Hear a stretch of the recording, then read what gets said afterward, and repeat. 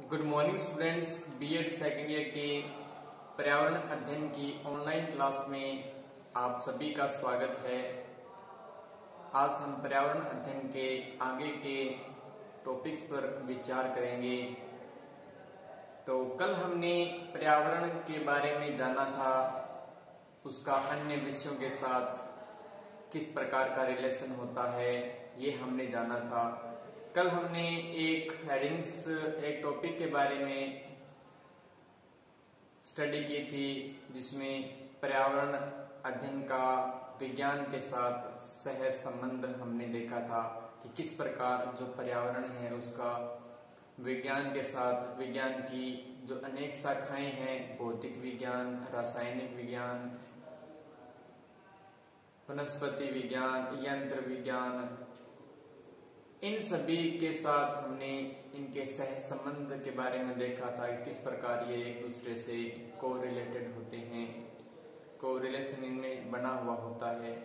आज हम देखते हैं पर्यावरण अध्ययन का मनोविज्ञान के साथ सहज संबंध कि जो पर्यावरण अध्ययन है वो मनोवैज्ञानिक रूप से किस प्रकार से संबंधित है। तो हम देखते हैं, कल हमने जो पहला टॉपिक क्या था वो था पर्यावरणीय अध्ययन का विज्ञान के साथ सहज संबंध। पर्यावरण अध्ययन का विज्ञान के साथ हमने सहज संबंध देखा था। कल विज्ञान के अनेक शाखाओं के बारे में हमने जाना था कि कौन कौन सी जो शाखाएं हैं वो किस प्रकार से रिलेशन स्थापित करती है। आज हम देखते हैं पर्यावरणीय अध्ययन का मनोवैज्ञानिक रूप से किस प्रकार से ये एक दूसरे से संबंधित है। तो पर्यावरणीय अध्ययन का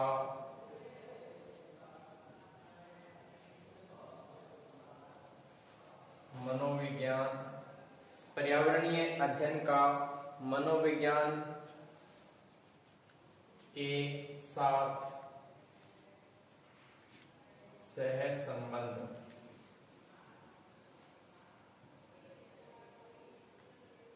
आज हम जानेंगे कि जो पर्यावरण विज्ञान है, जो पर्यावरण अध्ययन है, उसका मनोविज्ञान के साथ किस प्रकार का संबंध होता है। पर्यावरण अध्ययन का जो ज्ञान है वो अगर हम मनोवैज्ञानिक रूप से उसका विश्लेषण करें तो वो किसी न किसी पक्ष से जो मनुष्य है उससे जुड़ा हुआ है। कोई भी जो बालक है उसके मन में हमेशा पर्यावरण के प्रति तर्क और कुछ प्रश्न होते हैं कि उनको जानने की इच्छा उसके मन में हमेशा बलवती रहती है। हमेशा उसके मन में इच्छा होती है कि ये जो अमुक चीज है वो किस प्रकार से अपना कार्य करती है। तो इसके साथ ही इसकी जो मन की जो इच्छाएं होती है, मन के जो विचार होते हैं, उसके जो प्रश्न होते हैं, उसको शिक्षकों एवं अभिभावकों द्वारा दूर किया जाता है। जो बालक है वो एक जिस प्रकार के वातावरण में रहता है, स्वच्छ वातावरण में रहता है, उसका जो मन है वैसा ही शांत चित्त रहता है। जो पर्यावरण है उसका व्यक्ति पर मनोवैज्ञानिक तरीके से भी प्रभाव पड़ता है, उसके शारीरिक और मानसिक प्रभाव भी वहां पर हमें दिखाई देता है। तो जो पर्यावरण और मनोवैज्ञानिक तरीके से जो बालक है उसकी मन की स्थिति के बारे में पर्यावरण का भी प्रभाव पड़ता है। वातावरण किस प्रकार का मिल रहा है उसको, किस प्रकार के परिवेश में वो पल रहा है और किस प्रकार की जलवायु और किस प्रकार के सिस्टम में वो रह रहा है, इसका मनोवैज्ञानिक उसके मन और चित्त पर भी इसका प्रभाव पड़ता है। तो हम आगे देखते हैं कि जो मनोवैज्ञानिक तरीके से जो बालक है और उस पर जो पर्यावरण का अप्रत्यक्ष रूप से प्रभाव भी पड़ता है। अब हम देखते हैं कि पर्यावरण अध्ययन का इतिहास के साथ किस प्रकार का कोरिलेशन है। तो देखते हैं 3 नंबर टॉपिक में पर्यावरणीय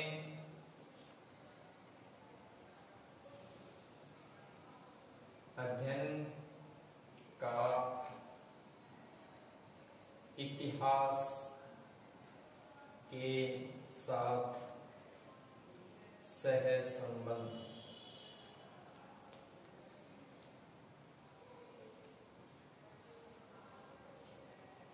पर्यावरणीय अध्ययन का इतिहास के साथ सहसंबंध। पर्यावरण का इतिहास के साथ घनिष्ठ संबंध है। ऐतिहासिक घटनाएं और ऐतिहासिक परंपराओं के माध्यम से जो व्यक्ति है वो पर्यावरण के माध्यम से सीखता है। जैसे कोई बालक है और वो लाल किले को देखता है तो उसके मन में विचार आते हैं कि इस किले का जो निर्माण है वो किसने करवाया, कब करवाया और इस किले के निर्माण करवाने के पीछे क्या कारण थे। तो जो पर्यावरण है उसका इतिहास के साथ यही संबंध है कि जो बालक है उसके मन में अनेक इच्छाएं बलवती है, अनेक इच्छाएं उसके मन में उजागर होती है कि जो महाराणा प्रताप था उन्होंने हल्दी घाटी के मैदान को ही युद्ध के लिए क्यों चुना था, क्या कारण था कि उन्होंने हल्दी घाटी का ही मैदान चुना। तो शिक्षक एक अभिभावक जो बालक है उसके मन की जो विचार है, उसके जो प्रश्न है उनके आंसर देने की कोशिश करते हैं कि वहाँ की जो जलवायु थी, वहाँ का जो वातावरण था वो महाराणा प्रताप के अकॉर्डिंग था, उसके अनुसार था। इसी प्रकार जैसे पुरानी सभ्यताएं हैं, प्राचीन जो सभ्यताएं हैं उनका विकास एक विशेष जलवायु के साथ एक विशेष स्थान पर हुआ था, नदी घाटियों के पास हुआ था। तो जो पर्यावरण उनके अनुकूल था तो वो जो सभ्यताएं थी उनका विकास उसी प्रकार के वातावरण में हुआ, उसी प्रकार की जलवायु में हुआ। इसी प्रकार औरंगजेब था, उसने अनेक बार शिवाजी पर आक्रमण किए, फिर भी वो शिवाजी पर विजय प्राप्त नहीं कर सका। तो इस प्रकार अनेक जो कारण है वो ये बताते हैं कि जो ऐतिहासिक घटनाएं हैं वो पूरी तरह से पर्यावरण पर निर्भर है। जिस राजा का जो बड़े बड़े दुर्ग बनाए जाते थे, बड़े बड़े किले बनाए जाते थे, वो जलवायु और प्राकृतिक चीजों को देखकर ही उनका निर्माण किया जाता था। जैसे जल दुर्ग बनाए जाते थे, गिरी दुर्ग बनाए जाते थे। तो इनका अपना जो दुर्ग थे उनका अपना प्रभाव था, वो अपने तरीके से उसको बनाते थे कि जो दुश्मन देश है, जो दुश्मन है वो कुछ जलवायु के प्रभाव से खत्म हो जाए और कुछ राजाओं की जो सेना है उनके साथ लड़कर उनको समाप्त किया जा सके। तो इनके जो पर्यावरणीय दशाओं के अनुकूल ही इन दुर्गों का निर्माण करते थे और उसके हिसाब से ही वो इनका निर्माण कर अपनी जो सेनाएं हैं उसको सशक्त बनाते थे। तो यही कारण है कि बहुत सी सभ्यताएं हैं वो नदियों की घाटियों के पास, नदियों के किनारे विकसित हुई हैं। और इसी प्रकार हम देख सकते हैं कि जो पर्यावरण है वो पर्यावरण और जो इतिहास है वो एक ही सिक्के के दो पहलू है। यानी जो पर्यावरण है वो इतिहास के साथ और जो इतिहास है वो पर्यावरण के साथ किसी न किसी प्रत्यक्ष और अप्रत्यक्ष रूप से आपस में जुड़े हुए हैं। तो अब हम जानेंगे पर्यावरणीय अध्ययन एवं कृषि विज्ञान में सह संबंध कि पर्यावरण अध्ययन और कृषि के साथ इनका क्या सह संबंध है। अब हम देखते हैं कि जो पर्यावरण अध्ययन है उसका कृषि के साथ किस प्रकार का सह संबंध होता है। तो पर्यावरण अध्ययन एवं कृषि विज्ञान में सह संबंध। पर्यावरणीय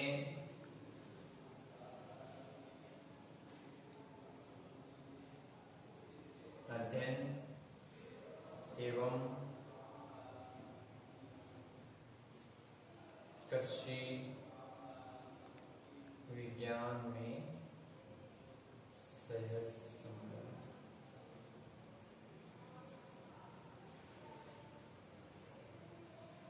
पर्यावरणीय अध्ययन एवं कृषि विज्ञान में सह संबंध। तो जो पर्यावरण है उसका कृषि के साथ बहुत ही घनिष्ठ और निकट का संबंध है। हम देखते हैं कई बार कि हम जिस फसल का उत्पादन करते हैं उसका उस पर पर्यावरण का, जलवायु का बहुत ही अधिक प्रभाव पड़ता है।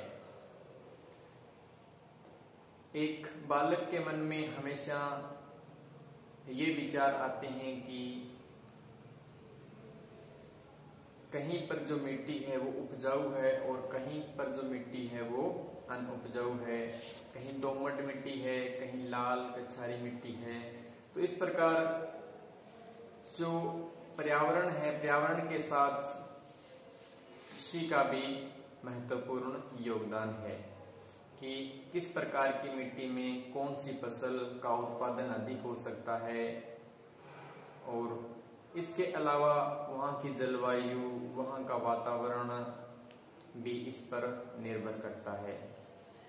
तो अधिकतर हम देखते हैं कि बालक को इन फसलों के बारे में जानने का अवसर प्राप्त होता है और उसके मन में भी ये इच्छा होती है कि वो उन फसलों के बारे में, उसकी रोग निवारण क्षमता क्या होती है, किस प्रकार से, कौन सी जलवायु में, कौन से वातावरण में जो पौधे हैं वो ज़्यादा रोगग्रसित होते हैं, कौन सी जलवायु में जो पौधे हैं वो उसका उत्पादन ज़्यादा होता है। तो इस प्रकार बालक के मन में अनेक विचार आते हैं और उनके बारे में वो जानने की कोशिश करते हैं। सामान्यतः हम देखते हैं कि एक ग्रामीण परिवेश का जो बालक है वो हमें आसानी से और जल्दी बता देता है कि गेहूं की फसल शरद ऋतु में बोई जाती है, क्योंकि वो उस वातावरण से, उस परिवेश से पूरी तरह से परिचित है, उसके बारे में अच्छी तरह से जानता है कि कौन सी फसल का कब बोई जाती है और कब काटी जाती है। तो पर्यावरण के साथ, पर्यावरण का अर्थ भी यही है कि परि प्लस आवरण, यानी अपने चारों ओर का जो वातावरण है उसको जानना। तो वो बालक कृषि के माध्यम से भी ये पूरी तरह से जान पाता है कि किस प्रकार कृषि और पर्यावरण का आपस में सह संबंध है। अब हम जानते हैं कि पर्यावरण का नागरिक शास्त्र के साथ किस प्रकार का सह संबंध है।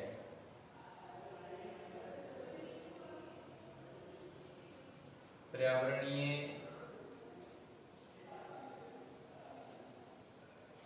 अध्ययन का नागरिक शास्त्र के साथ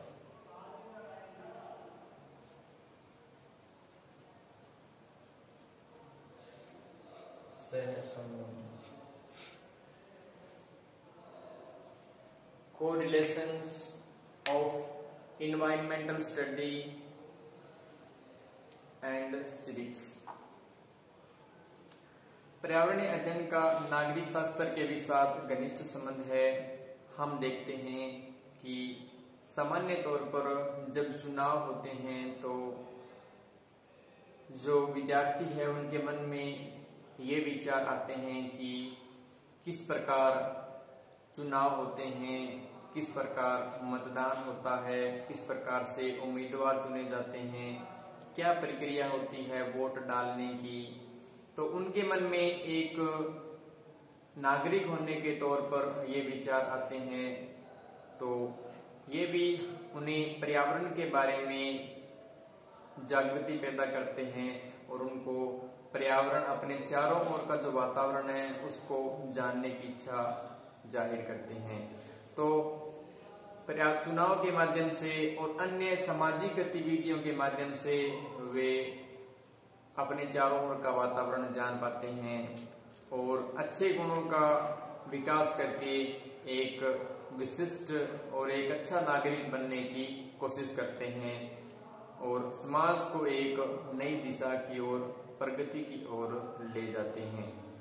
तो इस प्रकार जो पर्यावरण है उसका नागरिक शास्त्र के साथ भी घनिष्ठ संबंध है, क्योंकि जो बालक है, जो विद्यार्थी है, वो अपने चारों ओर जो भी वातावरण देखता है वो खुद को उसी में ढालने की कोशिश करता है और उसके अनुरूप ही उसका व्यवहार, उसका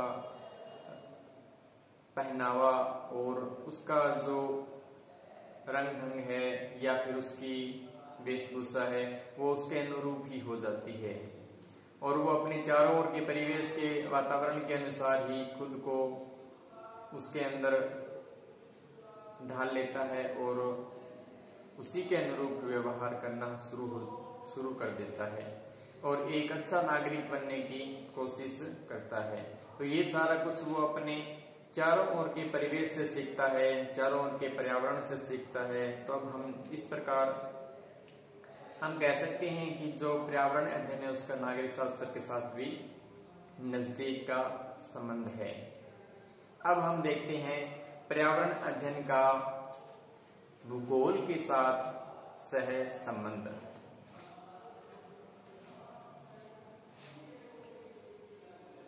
पर्यावरणीय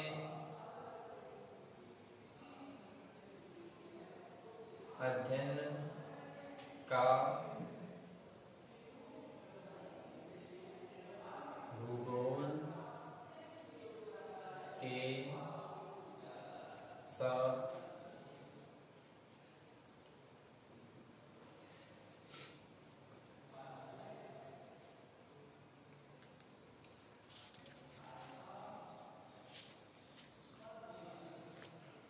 पर्यावरणीय अध्ययन का भूगोल के साथ सह संबंध। हम जानते हैं कि जो पर्यावरण है उसका भूगोल के साथ भी घनिष्ठ संबंध है। भौतिक पर्यावरण और उसके अनेक जो लक्षण हैं वो अधिकतम रूप से पर्यावरण के साथ मिलते जुलते हैं, जैसे जलवायु है, चट्टानें हैं, ज्वालामुखी है, ज्वार भाटा है, मिट्टियां हैं, ये सभी पूरी तरह से पर्यावरण के साथ जुड़े हुए हैं।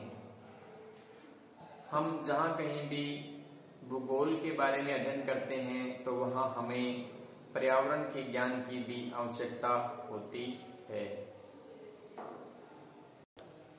पर्यावरण अध्ययन का अब हम देख रहे थे कि भूगोल के साथ सह संबंध। तो भौगोलिक जो परिवेश है वो पर्यावरण से पूरी तरह से कोरिलेटेड है, पर्यावरण के साथ जुड़ा हुआ है। जैसे कोई भी जलवायु परिवर्तन होता है तो वो पर्यावरणीय अध्ययन के अंदर उसको सम्मिलित कर सकते हैं। इसी प्रकार जैसे प्राकृतिक संसाधन है और तो उनका भी पर्यावरण पर प्रभाव पड़ता है कि किस प्रकार से प्राकृतिक संसाधनों का हम दोहन कर रहे हैं और उनको प्रदूषित होने से हम बचा सकते हैं। ये सभी चीजें हम पर्यावरण में सम्मिलित कर सकते हैं। और पर्यावरण और भूगोल, इसके अलावा हम पर्यावरण में मिट्टियों का और भौगोलिक जो परिवेश है उसके बारे में भी अध्ययन करते हैं। तो ये सब चीजें भी पर्यावरण से जुड़ी हुई हैं। इसके अलावा वन संपदा है, वनस्पतियां है, इनके बारे में भी अध्ययन करते हैं। किस प्रकार हमें वनों का संरक्षण करना चाहिए, किस प्रकार से जलवायु के अनुरूप पौधे विकसित होते हैं और किस प्रकार से जो वन है वो हमें प्रदूषित वातावरण से निजात दिलाने में हमारी सहायता करते हैं। तो इस प्रकार जो भूगोल है वो पर्यावरण से पूरी तरह से संबंधित है। जिस प्रकार सूर्य, चंद्रमा की दशाएं, गति और तारों की गति, इसके अलावा सौरमंडल, ग्रह, उपग्रह, सूर्य की परिक्रमा, पृथ्वी के द्वारा अन्य ग्रहों के द्वारा कितने समय में लगाई जाती है, इसके अलावा सौरमंडल में जो कुछ भी परिवर्तन होते हैं उन सभी का पर्यावरण के साथ गहरा संबंध है। ये सभी दशाएं पर्यावरण के अनुकूल ही होती है और इसका भौगोलिक परिवेश पर भी प्रभाव पड़ता है। जैसे सूर्य ग्रहण और चंद्र ग्रहण होता है तो इसका हमारे भौगोलिक परिवेश के साथ साथ पर्यावरणीय अध्ययन में भी एक महत्वपूर्ण स्थान रखता है। तो इस प्रकार जो पर्यावरण है उसका भूगोल के साथ बहुत ही निकट का संबंध है। ये दोनों एक दूसरे के साथ पारस्परिक रिलेशन बनाए हुए हैं। अब हम देखते हैं पर्यावरणीय अध्ययन का समाजशास्त्र के साथ किस प्रकार से सह संबंध है। तो देखते हैं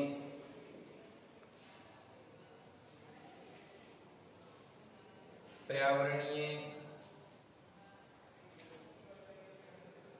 अध्ययन का समाजशास्त्र के साथ सह संबंध।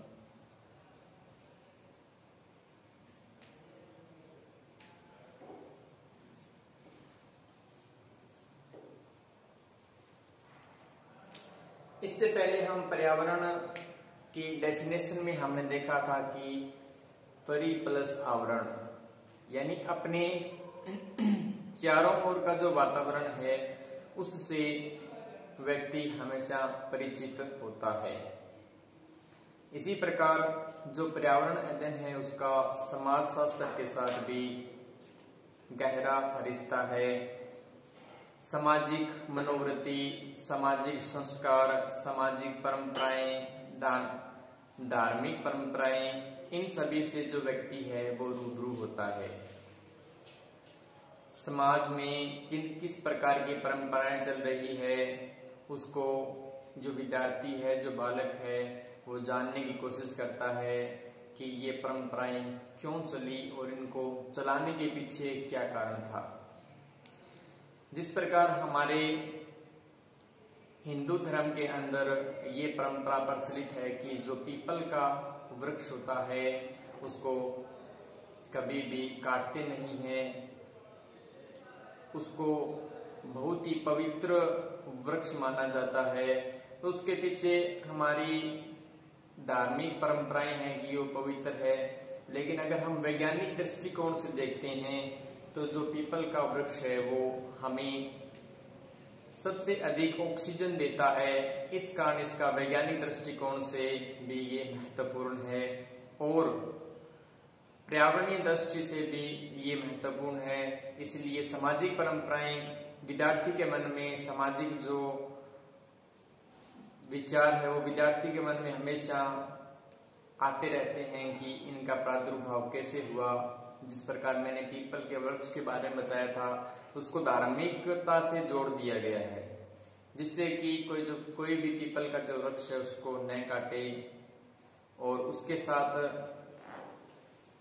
पीपल का जो वृक्ष है उसको न काटे, उसके साथ ये धार्मिक परंपराएं जुड़ गई जिससे पर्यावरण का भी नुकसान बहुत कम हो जाता है और हमारा जो चारों ओर का जो परिवेश है, चारों ओर का जो वातावरण है वो शुद्ध बना रहे।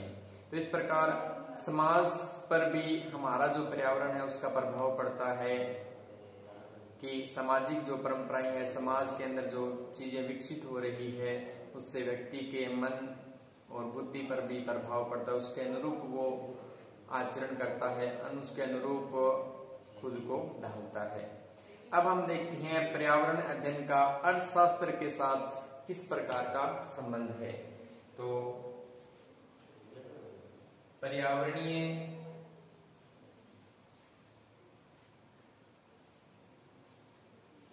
अध्ययन का अर्थशास्त्र के साथ सह संबंध।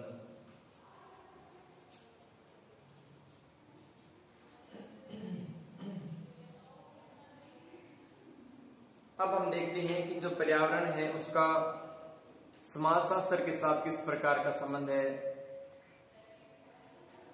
अधिकतर ये चीज देखी गई है कि समाज की जो भूमि है, श्रम पूंजी, इसके अलावा जो लागत है, प्रबंध का अंकेक्षण है, ये सभी चीजें अर्थशास्त्र में हमें पाठ्यक्रम में देखने को मिलती है।